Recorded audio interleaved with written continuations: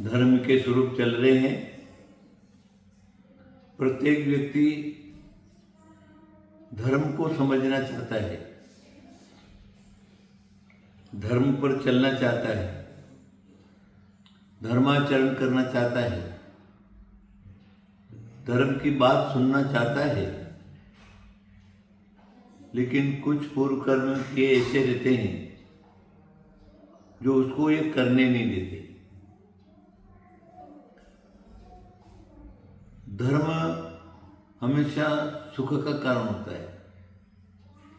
पापा दुखम धर्मात् सुखम लिखा है। पाप से दुख होता है और जब भी सुख की प्राप्ति होगी तो धर्म से होगी। इसलिए हमें क्या करना है? धर्म पर चलना है, धर्म को नहीं छोड़ना है। धर्म ही हमारी रक्षा कर सकता है। अगर संसार में कोई रक्षा कर सकता है तो धर्म रक्षा कर सकता है। धर्म की बात मैं कई बार आप लोगों को बता चुका हूं। धर्म अपने कर्तव्य कर्मों को सही रूप से पालन करे। उदाहरण के लिए पति पत्नी के साथ कैसा व्यवहार, पुत्र अपने पिता के प्रति कैसा व्यवहार, पिता पुत्र के प्रति कैसा व्यवहार, माता के प्रति पुत्र का क्या व्यवहार, पिता का पुत्र के प्रति क्या व्यवहार, और पुत्र जो क्या है माता के प्रति, माता पिता के प्रति क्या व्यवहार।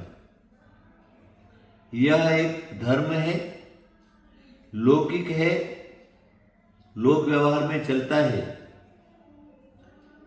लेकिन उससे सुख और शांति बहुत मिलती है। कष्टों का निवारण हो जाता है, झगड़ों से बच जाते हैं, घर में शांति रहती है। जिसके प्रति जो कर्तव्य है उन कर्तव्यों को निभा करके चलना, इसका नाम धर्म है। तुलसीदास ने दया धर्म का मूल है, दया ही धर्म का मूल है, ऐसा तुलसीदास जी ने कह दिया। तो दया किसके ऊपर करना? प्राणी मात्र के ऊपर। प्राणी मात्र के ऊपर दया करता है, सही रूप से धर्म का पालन करता है और उसको धर्म का फल मिलता है। हमारी दिगंबर जैन परंपरा के हिसाब से 10 लक्षण पर्व का दूसरा दिन है आज। और दूसरे दिन में कहते हैं अहंकार नहीं करना। जीव जो क्या है, अहंकार के वशीभूत होकर के, अहंकार में जब वो अंधा हो जाता है, जिसको ईगो कहते हैं, घमंड कहते हैं, उससे वो अगर आवृत हो गया फिर उसको कुछ नहीं दिखता। वो अपने को सर्वश्रेष्ठ मानता है और कैसी भी प्रवृत्ति करता है। जब उसको स्वयं को ठोकर लगती है, उसका अहंकार चूर होता है, तो फिर वो समझने लगता है कि अरे मैंने गलत कर दिया। तो आज दिगंबर परंपरा 10 लक्षण पर्व का दूसरा दिन है और दूसरे दिन में आज ये सिखवन देता है। दूसरे दिन का जो है, सर्वत्र जनता को यही शिक्षा दी जाती है कि अहंकार को छोड़ो, घमंड को छोड़ो, ईगो को छोड़ो और सरल स्वभावी हो जाओ। सरल स्वभावी होए ताके घर बहु संपदा। जो सरल स्वभावी है उसमें के घर में अपने आप ही संपदा बरसती है। संपदा कमाने के लिए कहीं नहीं जाना पड़ता। यह कौन सी संपदा? पैसा, धन, सोना, चांदी, ये संपदा नहीं। आत्मसंतोष, अपना जो क्या है शांति, उसको मिलने लगता है।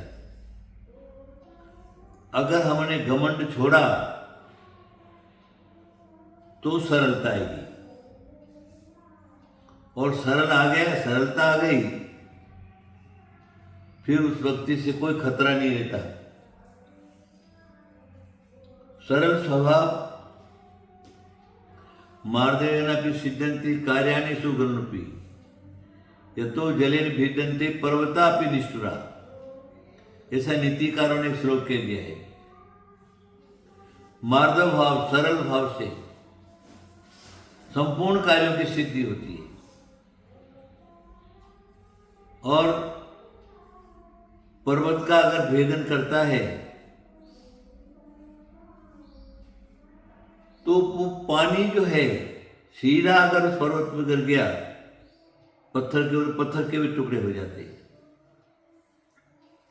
तुम सरल से सरलता से किसी से 100 काम करा लो, और अहंकार और घमंड से अगर तुम करोगे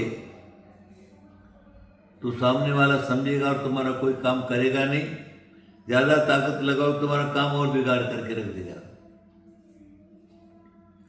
सोचिए, हमेशा नीचे सिर करके चलिए, ऊपर माथा करके मत चलिए। जो ऊपर माथा करके चलता है उसका सर फूट जाता है, और जो नीचे देख करके चलता है उसको बहुत सारे फल मिलते हैं।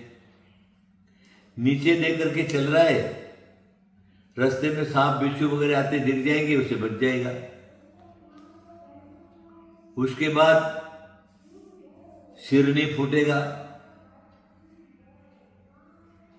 और सबसे बड़ा फायदा क्या है, किसी का 100-500 का नोट नीचे गिरा हुआ है तो नीचे देखने वाले को मिल जाएगा।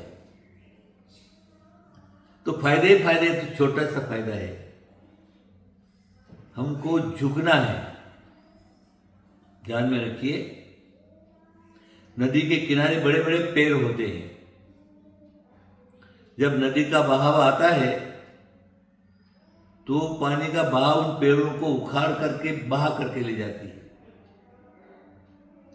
उसी नदी के अंदर छोटे छोटे घास रहते हैं जो नम जाते, झुक जाते।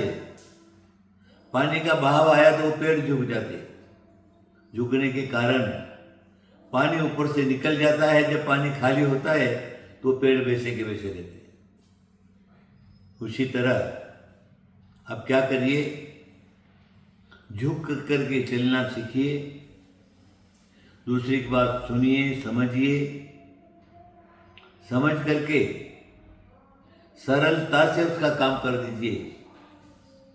जहां परिणामों में, भावों में, आत्मा के अंदर सरलता है, वही ईश्वर का वास है, और उसी व्यक्ति को धर्म का फल मिलता है। इसलिए याद रखिए,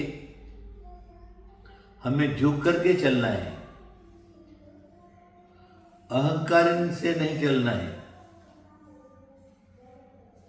अहंकार जीव का नुकसान करता है। एक बात कह करके छोड़ दूंगा। राम रावण का युद्ध चालू है, लक्ष्मण बीच में आ गए। लक्ष्मण कहने लगा, अरे रावण काय को डरता है, हमारी सीता हमको दे दो, और सिर्फ इतना कह दो, राम के प्रसाद से जी राम है। ऐसे कैसे हो सकता है? मैं त्रिखंडाधिपति, सोने की लंका, सवालक नाती, इतना बड़ा सारा है मेरा राज्य वैभव, मैं राम के सामने क्यों झुकूंगा? तुम तो भूमि गोचरी हो, मैं विद्याधर हूं, अनेक प्रकार के विद्याओं का अधिपति, मैं नहीं झुकूंगा। मरना मंजूर है लेकिन मैं नहीं झुकूंगा। आपस में युद्ध हुआ